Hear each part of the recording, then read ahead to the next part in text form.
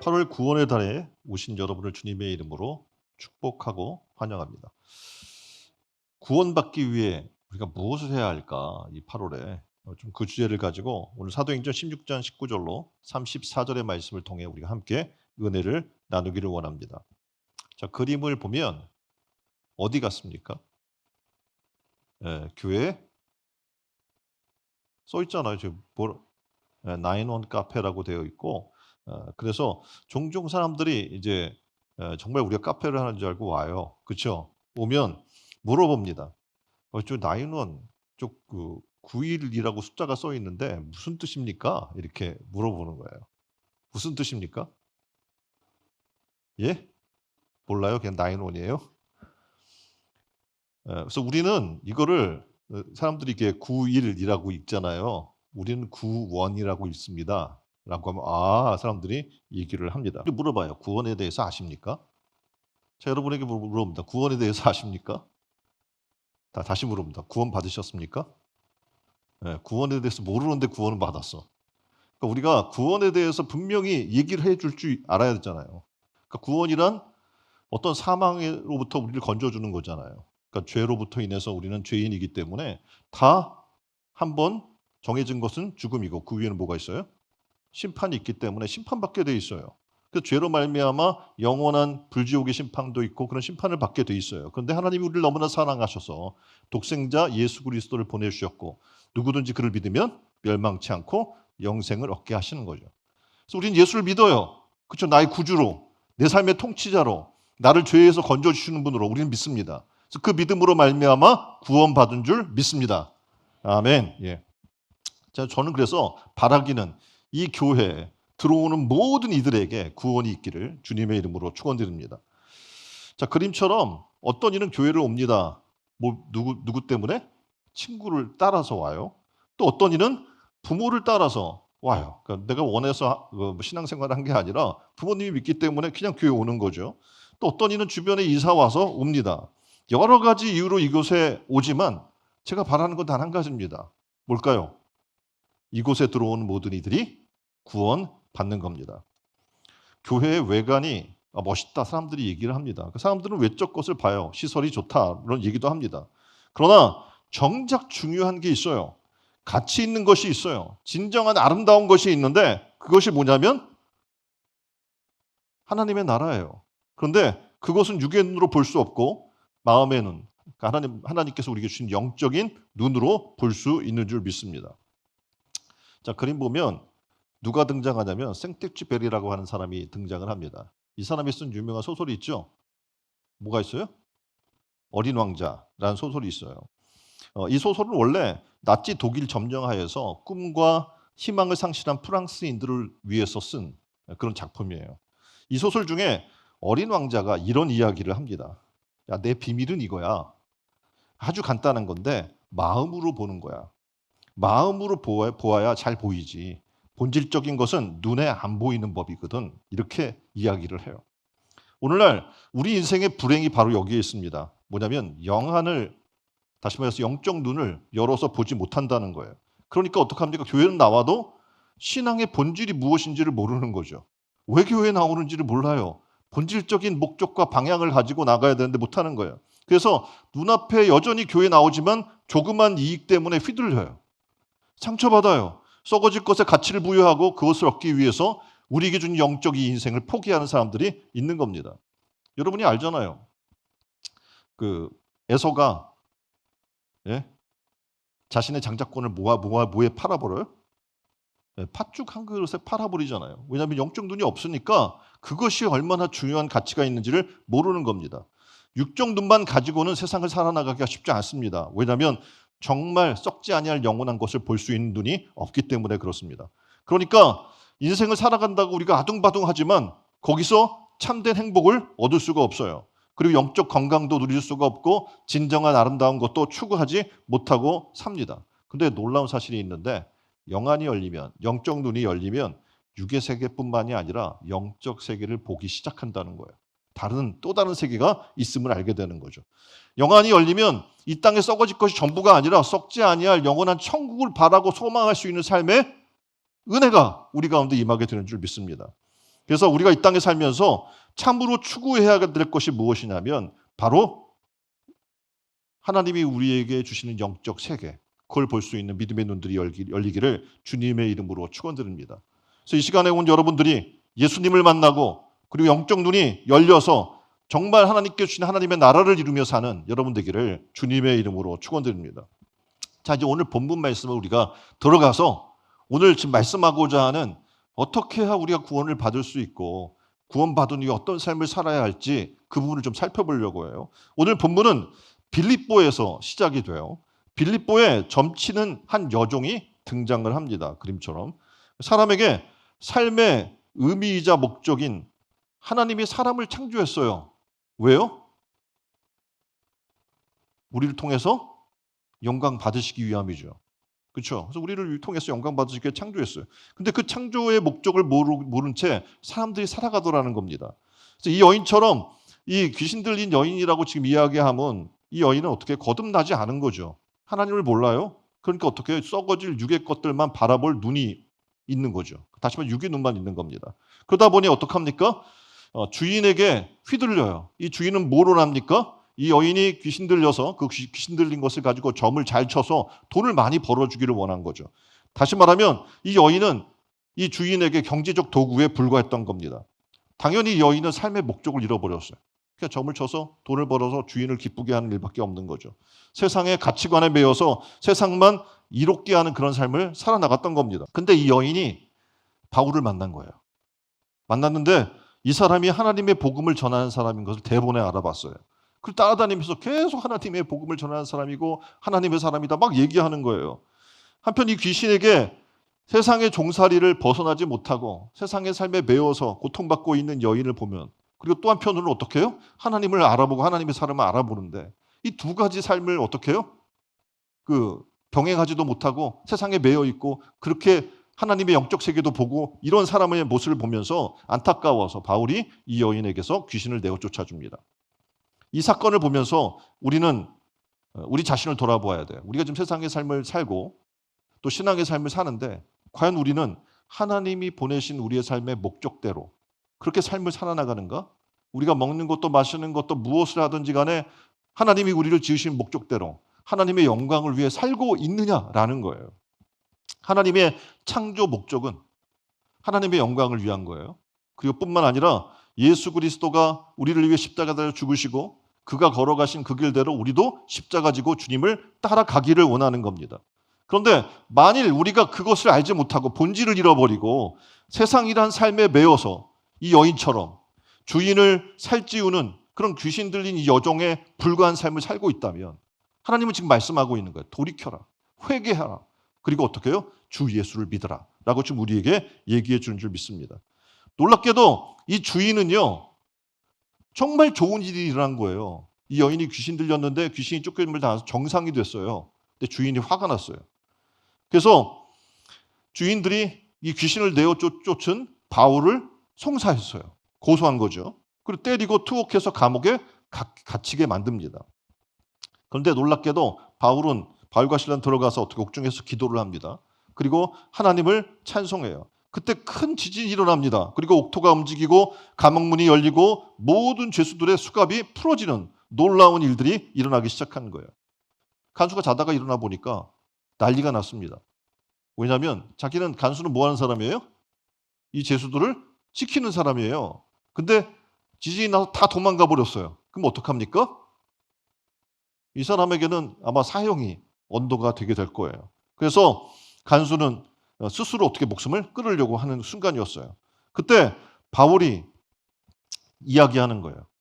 내 몸을 상하게 하지 말라. 우리가 다 여기 있노라. 간수가 바울과 실라를 보면서 놀랐습니다. 아니 웬만한 사람이 다 도망갈 텐데 저 사람이 나를 살리려고 하고 나를 죽음을 막으려고 하고 또 하는 그런 일들을 만나게 되죠. 그러면서 엎드려요. 그리고 이렇게 질문합니다. 내가 어떻게 해야 구원을 얻을 수 있겠습니까? 라고 질문을 하는 거죠. 왜냐하면 간수도 아마 바울과 실라가 들어와서 하나님을 찬양하고 기도하고 복음을 전하는 소리를 들었을 겁니다. 듣고 정말 놀라운 것을 바라보게 된 거예요. 다시 말해서 육적인 일이 아니라 영적인 사건을 목격하게 된 거예요. 그리고 놀라운 일이 벌어지는 그 순간 어떻게 해요? 이제 자신의 삶에 죽음이 닥친 그 순간에 구원을 받게 된 거죠. 그리고 이야기하는 거예요. 진정한 구원 내가 어떻게 해야 받을 수 있을까요? 라는 질문을 하게 된 거예요. 선생님이요, 어떻게 해야 내가 구원을 받으리까? 이 질문에 사도 바울은 답합니다. 주 예수를 믿으라. 그리하면 너와 내 집이 구원을 받으리라. 아멘. 그래서 간수는 주 예수를 믿고 그 집에 구원의 은혜가 임하게 됩니다. 여러분은 구원 받으셨습니까? 구원 받으셨습니까? 굉장히 중요한 거예요. 근데 많은 사람들이 교회는 다니는데 구원받지 못한 사람이 너무나 많은 겁니다. 왠 줄 아십니까? 어떻게 해야 구원을 받는지를 몰라요. 얘기는 듣고 있는데. 근데 오늘 성경은 정답을 얘기하죠. 주 예수를 믿으라. 다시 묻습니다. 주님을 믿습니까?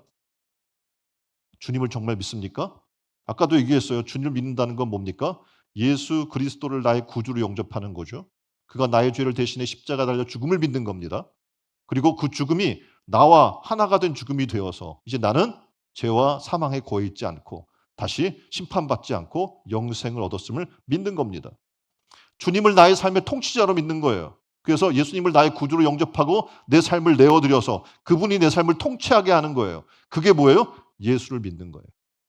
근데 많은 사람들은 믿는다고 말은 해요. 근데 정말 믿는 대로 살지 않는 거예요. 믿는 것은 뭐예요? 아까 얘기한 대로 그에게 나의 삶을 내어 맡기는 거예요. 그 신뢰하는 거죠, 하나님을. 그 나의 영원한 미래의 삶도 맡기는 거예요. 그래서 그분께 내 삶을 책임져 줄 것을 믿는 것을 얘기하는 겁니다. 다시 묻습니다. 주님 믿습니까? 첫 번째, 어떻게 해야 구원을 받는가? 이렇게 얘기해요. 주 예수를 믿으라. 간수는요, 로마의 공무원이었습니다. 그러니까 인간의 눈으로 바라보게 되면 그렇게 뭐 구원이 필요한 사람처럼 보이지 않아요. 왜냐하면 잡혀 있는 상태도 아니고 누군가로부터 어려움을 당하는 압제받는 상황도 아니잖아요. 로마의 공무원이니까. 그는 그런 상황에서 놀랍게도 죄수로 잡혀 있는 바울과 실라에게 질문하는 거예요. 어떻게 해야 내가 구원받을 수 있을까요? 그렇습니다. 사람은 누구든지 구원이 필요한 존재예요. 우리가 뭐 어떤 직업을 가졌는지, 지금 로마의 공무원이든지 아니면 왕이든지 상관없어요. 얼마나 재산을 많이 가지고 있느냐, 명예를 소유한 사람인가 상관이 없습니다. 누구든지 우리는 구원이 필요해요. 왜냐하면 한 번 죽는 것은 사람에게 정해진 것이고 그 후에 뭐가 있어요? 심판이 있기 때문에 그렇습니다. 사람들은 문제를 가지고 있어요. 건강의 문제, 돈의 문제, 대인관계의 문제, 그 내적인 상처의 문제 등 뭐 문제가 없는 사람이 거의 없겠죠. 혹 그런 문제가 없다 하더라도 성경은 얘기합니다. 이 땅에는 의인이 하나도 없다. 모두가 죄인이다. 그래서 죄의 문제가 있고 한 번 죽는 것은 사람에게 정해져 있고 그 후엔 심판이 있다라고 하는 문제를 갖고 있는 겁니다. 또 모든 사람이 죄를 범했어요. 그래서 하나님의 영광에 이르지 못한다고 로마서 3장 23절에는 얘기하고 있기 때문에 그래요. 이 두 말씀만 봐서도 우리는 알 수 있어요. 아, 죄의 문제를 우리가 갖고 있고 죄가 있으면 영원 심판 받게 되고 지옥에 떨어질 수밖에 없구나. 우리가 아무것도 안 하고 그냥 인생을 무엇을 먹을까 입을까 마실까 살아나가다 보면 결국에는 어디 가는 거예요? 예, 죽는 거고 심판받고 지옥에 떨어지게 되는 게 그냥 삶인 거예요. 그런데 놀랍게도 답을 가르쳐 준 거예요. 이 로마 간수가 로마 이 공무원이 깨달은 거죠. 내가 이렇게 살면 안 되겠다. 그럼 어떻게 해야 내가 구원받을 수 있을까? 질문하니까 간수의 질문에 대해 얘기한 거예요. 이르되 주 예수를 믿으라. 그러니까 주 예수를 믿으면 나만 구원받는 게 아니고 너와 내 집이 구원을 받으리라 라고 얘기해 주는 겁니다. 이 구원의 방법은 예수 믿는 거예요. 다시 한번 묻습니다. 예수를 믿습니까? 오늘 성경의 가장 핵심 구조를 얘기하자면 요한복음 3장 16절입니다. 다시 우리가 믿는 건 이 내용이에요. 하나님이 세상을 이처럼 사랑하사 독생자를 주셨으니 이는 저를 믿는 자마다 멸망치 않고 무엇을? 영생을 영생을 얻게 하려 하십니다. 아멘. 하나님이 세상을 사랑하셨어요. 근데 우리는 다 죄 가운데 죽을 존재네요. 그 독생자 예수 그리스도를 이 땅에 보내주셔서 내 죄를 대신해서 십자가에 달려 죽게 했어요. 그 목적이 뭡니까? 왜 독생자 그리스도를 죽게 했어요? 왜냐하면 그가 우리 죄를 대신해 십자가의 대속의 제물로 죽었어요. 그것을 믿으면 멸망치 않고 영생을 얻게 하기 위한 목적이 있는 겁니다. 예수 그리스도를 우리에게 보내신 것은 그분을 믿는 자를 구원하시기 위함인 줄 믿으시길 바랍니다. 그래서 이 말씀으로 인해서 우리는 구원을 얻은 거예요. 아멘. 자, 그렇다면 이제 어떻게 해요? 예수를 믿는 삶을 살아야 될 거 아닙니까? 말로만 믿는다고 하는 게 아니라 삶으로 믿는 삶으로 나아가야 될 줄 믿습니다. 자, 간수가 믿을 때 세 가지 동작이 나와요. 하나는 상처를 치유했고 세례를 받았고 극진한 대접을 하기 시작해요. 간수가 죄수를 이렇게 한다는 거, 상처를 치료하고 그에게 세례를 받고 그를 자기 집으로 모셔서 극진한 대접을 해요? 이렇게 하면 어떡합니까? 이 소식이 알려지게 되면 지금 아마 이 간수는 형벌 받을 수도 있습니다. 그런데 그것을 갖고 간 대담한 행동을 그는 하게 되는 거예요. 변화가 된 거예요. 다시 말해서 그에게는 엄청난 변화가 지금 일어나고 있는 겁니다. 놀랍게도 세례도 받았어요. 그리고 집으로 데려가서 대접하고 온 가족이 세례받는 놀라운 일을 받게 된 거죠. 그런데 이것은 우리가 깨닫는 게 있어요. 내가 노력하고 이 간수가 노력하고 간수가 정말 열심히 해서 그랬구나라는 게 아니에요. 에베소서 2장 8절로 9절을 볼까요? 이렇게 얘기해요. 너희는 그 은혜를 인하여 믿음으로 말미암아 구원을 받았으니 이것은 너희에게 난 것이 아니요 하나님의 선물이라. 행위에서 난 것이 아니니 누구든지 자랑하지 못함이라. 아멘. 오직 예수님을 믿음으로 구원받는 거예요. 여러분이 착해서 구원받는 것도 아니고 뭐 교회 열심히 다녀서 구원받는 것도 아니고 헌금을 많이 해서 구원받는 것도 아니에요. 뭘 통해서? 예수 그리스도를 믿음으로 구원받는 줄 믿습니다. 이 신약에서는 뭘 강조하냐면 너와 내 집이 이렇게 얘기하잖아요. 사도행전에서 가정적 구원을 굉장히 강조를 했습니다. 그래서 먼저 가족에게 복음을 지금 이 간수가 구원받고 그리고 어떻게 가족으로 가는 거죠. 그리고 가족도 뭐 하게 하는 거예요? 구원받게 한 거예요. 그래서 성도의 급선무는 뭐였냐면 가족 구원이에요. 그러니까 지금 현대에 있어서 전도가 안 된다 얘기하는데 가장 큰 문제는 뭐냐면 가족 구원을 이루어내지 못하고 있기 때문에 그렇습니다. 이 우리 일생의 삶에 있어서 목표가 뭘까? 우리가 주 예수를 믿으라고 왜 성경은 얘기할까? 왜냐하면 세상 모든 사람들은 이 로마 간수처럼 무엇을 먹을까 입을까 마실까? 그리고 세상 삶의 주요 목적을 가지고 살고 잘 먹고 잘 살기를 원해요. 한 예를 들면 19세기 후반에 프랑스 사실주의 대표 작가인 기드 모파상이라는 사람이 있습니다. 이 사람 책들 맞죠? 여자 일생, 뭐 벨라미, 죽음처럼 강하다. 그리고 여러분이 그 뭐 작은 단편 같은 경우에는 뭐 목걸이 뭐 이런 것들이 있어요. 아마 다들 읽어봤고 어디선가 들어봤던 그런 내용들일 겁니다. 그런 타고난 재능으로 쓰는 작품마다 베스트셀러가 됩니다. 그리고 부와 명예를 거머쥐게 돼요. 많은 사람들이 그를 부러워했어요. 좀 잘 먹고 잘 살았기 때문에. 자, 지중해에 요트가 있습니다. 자, 여기 지중해 요트 계신 분 없죠? 자, 노르망디에 저택이 있어요. 유럽의 저택이 또 막 노르망디 같은 경우 막 절벽 막 이러잖아요. 거기에 저택이 있어요. 파리에는요. 호화 아파트가 있네요. 예? 얼마나 대단해요. 사람들이 부러울 만하겠죠. 그것뿐이 아니에요. 은행에는 굉장히 많은 돈이 예금되어 있는 사람이에요. 여러분이 바라고 소망하는 육적인 모든 것들을 갖고 있는 사람이었어요. 그리고 글을 쓸 때마다 다 잘 돼요. 그런데 1892년 1월 1일 아침에 그는 갑자기 더 살아야 될 이유를 잃어버리게 됩니다. 잘 먹고 잘 사는데 우리는 얘기할 거야. 배가 불러 가지고 그래. 뭐 이렇게 얘기할 수 있는데 그런 거예요. 그리고 자살을 시도합니다. 그런데 죽지 못했어요. 가까스로 목숨을 건졌는데 이제 정신줄을 놓아 버린 거죠. 정신병자가 된 거예요. 그래서 1년 동안 알 수 없는 소리를 지르다가 43세 일기로 인생을 마감하게 됩니다. 그의 묘비에는 이렇게 써 있어요. 말년에 반복해서 그가 했던 말이 있는데 그것을 묘비에 기록해 놨는데 이렇게 써 있습니다.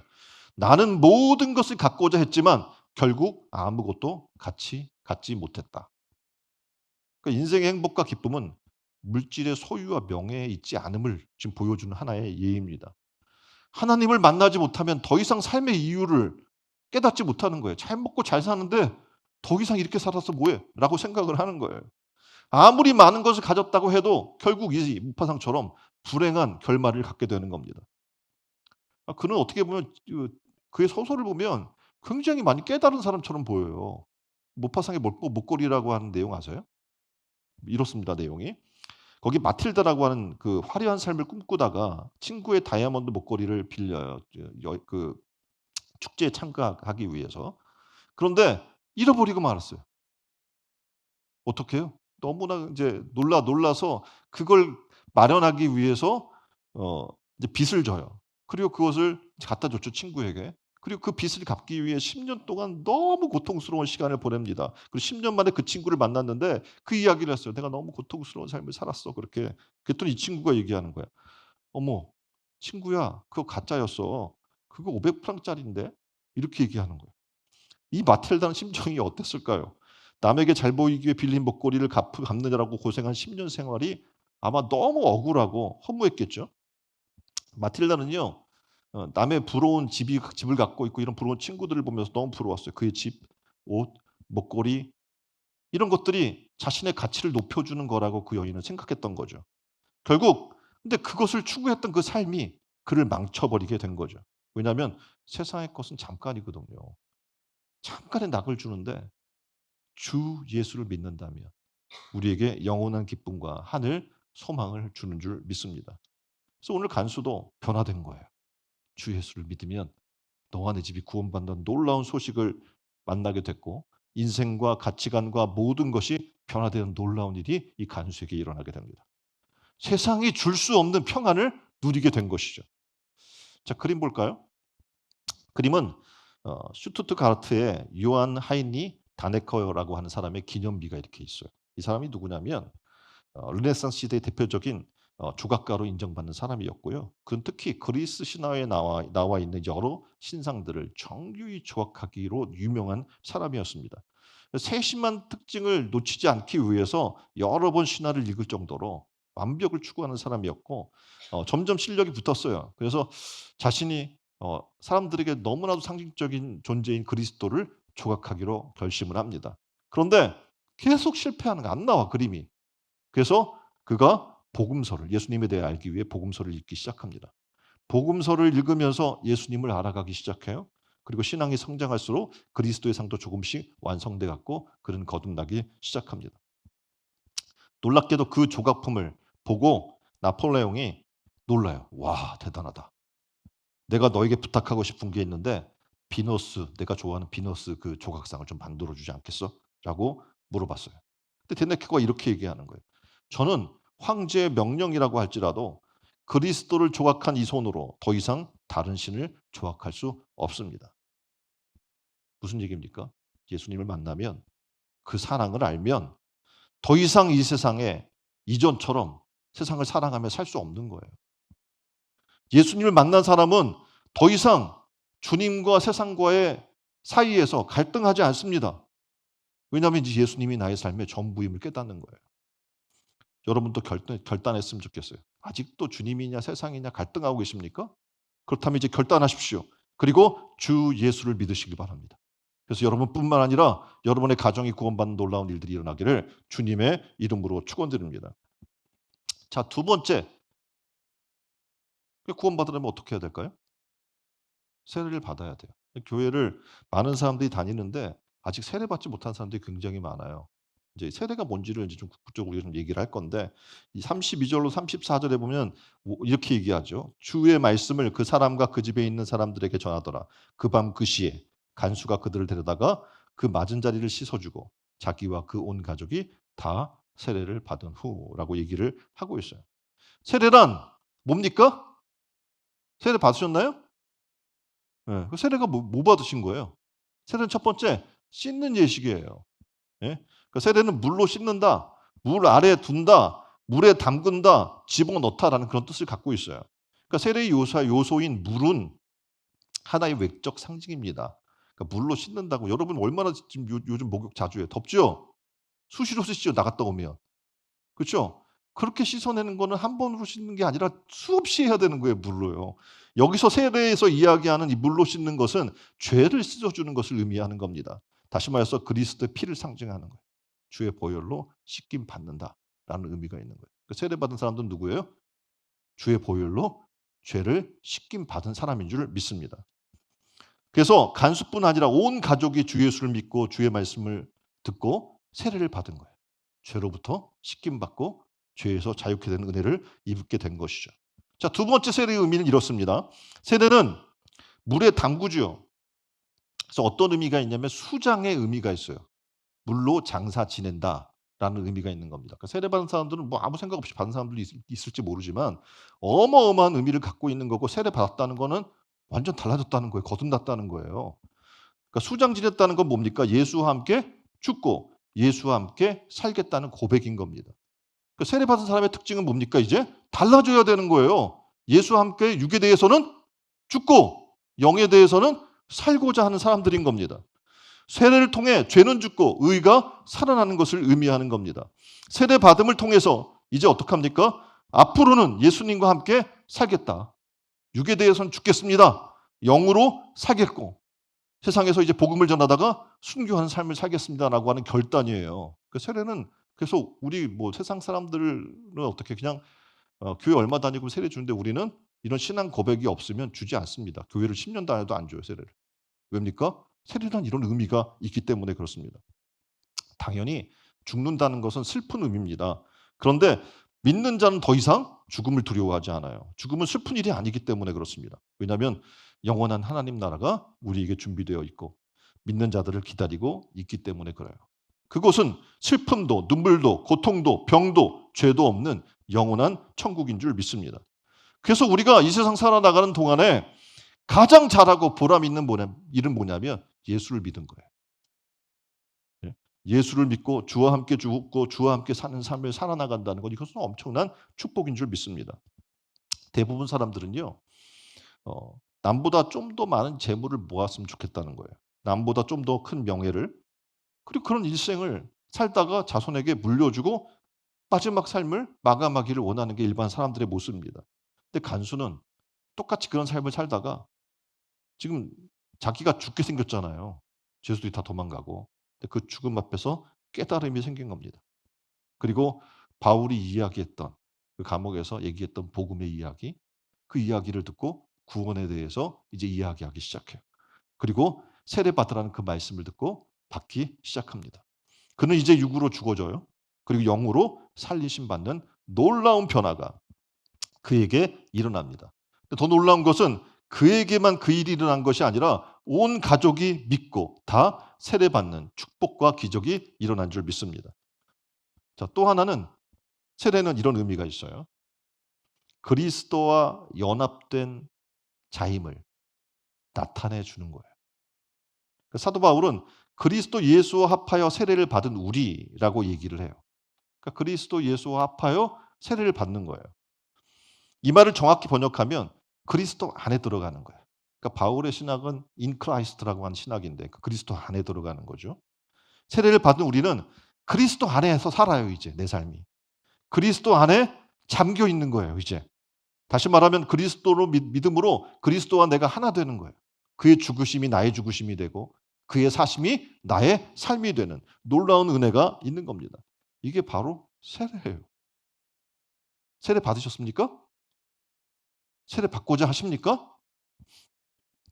자, 여러분이 그 소금 아시죠? 예, 소금을 다른 말로 뭐라고 얘기하냐면 염화나트륨 이렇게 이야기를 합니다. 염화나트륨 두 가지 요소가 합쳐져 있는 거죠. 염소 그리고 나트륨, 이게 두 개가 합쳐져 있는 거예요. 이 둘이 합해서 소금이 된 건데 나트륨과 염소는 따로 떼면 먹지 못합니다. 그렇죠? 독극물이 되는 거예요. 먹으면 죽습니다. 근데 합해 놓으면 뭐가 돼요? 소금이 됩니다. 독은 전혀 없어지고 도리어 맛을 내주는 존재가 되는 거죠. 물도 그래요, 물도. 물의 원소가 어떻게 돼요? H2O라고 이야기를 하죠. H2O라는 뭐하고 뭐에 합쳐진 거예요?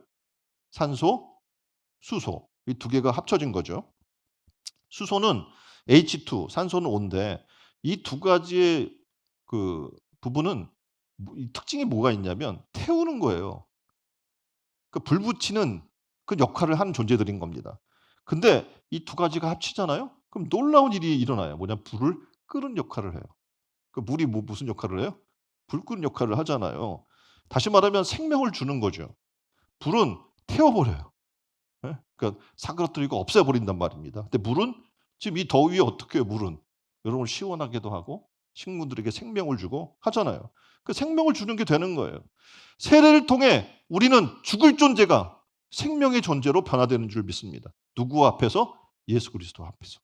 그의 죽으심과 앞에서 내가 함께 죽어짐으로 사는 존재가 되는 놀라운 은혜가 되는 거예요. 예수님의 죽음과 나의 죽음이 합해지게 되면 죽음이 아니라 생명이 되고, 주님의 저주가 나의 저주와 합해져지면 저주로 나가는 것이 아니라 축복으로 변화되는 놀라운 은혜가 있는 줄 믿습니다. 그래서 성경은 얘기하는 그 바울이 세례를 받으라. 우리는 죄를 인하여 이거 벗어날 길이 없네요. 그리고 죽어야 마땅한 존재입니다. 십자가를 만나 예수님 앞에 죄를 고백하고 십자가에 달리신 주님을 나의 구주로 영접하고 그리고 천국에 가게 되는데, 하나님의 자녀가 되는데, 죄의 저주는 어떻게 해요? 예수 그리스도로 말미암아 그와 합해짐으로 말미암아 완전히 없어지게 됩니다. 자, 세례 통해 어떤 일이 벌어지냐면 우리는 새로운 성격을 갖게 돼요. 예수의 제자가 돼요. 예수를 닮고자 하는 그런 존재가 됩니다. 새로운 성질이 나와요. 이제 뭡니까? 육적 존재가 아니라 영적인 삶을 추구하고 영적인 것을 갈망하는 삶을 살아나가게 되는 거죠. 그리고 이제는 어떻게 해요? 영적 그리스도의 제자의 삶, 주님을 닮는 삶을 살아나가게 됩니다. 자, 마지막으로 세례는 믿음과 순종과 헌신에 대한 서약이고 결단입니다. 여러분이 세례를 너무 단순하게 생각하시는 분들이 있는데 그렇지 않아요? 세례를 받으면 나의 믿음이 그리스도 예수 안에서 하나가 되는 거죠. 그리고 말씀대로 순종하겠다고, 헌신하겠다고 서약하게 되는 거예요. 그러니까 세대 교인이 되면 교회에서는 입회 교인이 된다고 이야기하고, 그리고 멤버십을 줍니다. 그러니까 세례 받지 않고 교회 다니는 사람들은 정식 교인이 아닌 거예요. 근데 세례 받고 나면 입회 교인이라고 해서 사무위원회도 참석할 수 있고 정식 교인이 됩니다. 서약을 하죠. 교회법에 순종하겠습니다. 말씀대로 살겠습니다. 서약해요, 안 해요? 기억 안 해요? 기억 안 나요? 서약한 게? 교육도 다 하고 서약도 해요. 그 내용을 보면 뭐 말씀대로 살겠습니다. 성경을 읽겠습니다. 뭐 수많은 서약들을 한단 말입니다. 그렇죠? 그래서 종종 교회는 나오지만 교회에 소속된 정신 멤버가 되는 세례받기를 주저하는 사람들이 있어요. 왜입니까? 훈련받는 게 부담돼요. 교회에 소속되는 게 부담돼요. 내가 예수를 믿는 건 좋은데 믿은 다음에 책임져야 될 삶이 부담되는 거예요. 그러니까 어떡합니까? 세례 받기 싫어서 세례를 안 받아요. 근데 여러분이 알아야 될 게 있는데 세례는 너무나 중요한 거예요. 구원받는 자, 예수를 믿어야 하고 뭘 받아야 돼요? 세례를 받아야 되는 거예요. 이 단계로 나아가지 못하면 그냥 수박 겉핥기 하다만 끝나는 삶을 살게 되는 겁니다. 예수로 나의 구주 삼기를 주님의 이름으로 축원드립니다. 세례 안 받으셨다면 물과 성령으로 세례 받기를 주님의 이름으로 축원드립니다. 물로 세례 받으신 분이 있다면 성령의 세례 받기를 주님의 이름으로 축원드립니다. 그리고 이제 그리스도 안에서 새로운 피조물로 거듭난 삶을 살기를 주님의 이름으로 축원드립니다. 우리가 그리스도의 십자가에 못 박힌 자인 것을 알고 죄에 대해서 날마다 죽고 그리고 그리스도 안에서 하나님에 대하여 산자로 살아가는 신촌 은혜로운 교회 성도들이 다 되시기를 주님의 이름으로 축원드립니다. 자, 이제 크게 두 번째 파트로 구원받은 후에 할 일이 있습니다. 그러니까 세 번째인데 뭡니까? 크게 기뻐해야 돼요. 자, 옆에 분에게 물어보세요. 구원받으셨습니까? 그럼 어떻게 기쁘시죠? 구원받았으면 기뻐해야 되잖아요. 근데 구원받고도 기뻐하지 않는 사람이 있어요. 내가 죄와 사망에서 하나님이 나를 건져주셔서 구원받고 이제 영원한 삶을 사는 존재가 됐는데 별로 안 기뻐. 이게 말이 안 되잖아요. 34절에 보면 간수가 구원받고 어떻게 행동했는지가 나와 있어요. 그들을 데리고 자기 집에 올라가서 음식을 차려주고 그와 온 집안이 하나님을 믿음으로 크게 기뻐하니라. 아멘. 주 예수를 믿으면 구원받으면 세례받으면 그게 너무나 기쁜 거예요. 예수로 말미암아 나의 삶이 변화됐잖아요. 예수로 말미암아 이제 영원한 인생의 삶을 살게 됐잖아요. 그래서 그걸로 기뻐하며 살고 신앙생활하는 삶을 사는 것이 잘 믿는 거예요. 잘 신앙생활하고 있는 겁니다. 여러분 무엇으로 기뻐하고 계십니까? 정말 구원받은 것으로 기뻐하세요? 세례받은 것으로 기뻐하세요? 교회는 세례받으면 어떻게 막 축하해주고 꽃도 주고 막 그러잖아요. 사진도 찍어주고. 왜요? 엄청난 기쁜 날이거든요. 한 영혼이 죄에서 사망해서 자유케 되고 구원받고 하나님 나라 백성이 된 거잖아요. 이제 하나님이 주신 놀라운 축복을 한없이 받을 사람이 된 겁니다. 서울의 어느 병원에서 실제로 일어난 얘기 중에 여러분이 아마 거의 다 알고 있는 얘기일 거예요. 새벽에 어느 신사 한 사람이 심장마비로 병원에 실려왔습니다.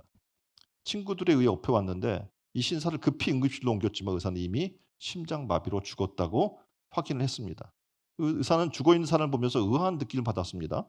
왜냐하면 죽을 때 일반적으로 손을 다 이렇게 펴고 죽잖아요. 뭐 이렇게 꽉 쥐고 죽지 않단 말입니다. 근데 오른손은 폈는데 왼손은 꼭 쥔 상태로 죽어 있는 거예요. 그래서 시신의 마지막 손가락을 이렇게 펴서 보니까 그 손에서 화투 두 장이 떨어져요. 두 장을 보는 순간 의사가 이렇게 38 광땡이네?"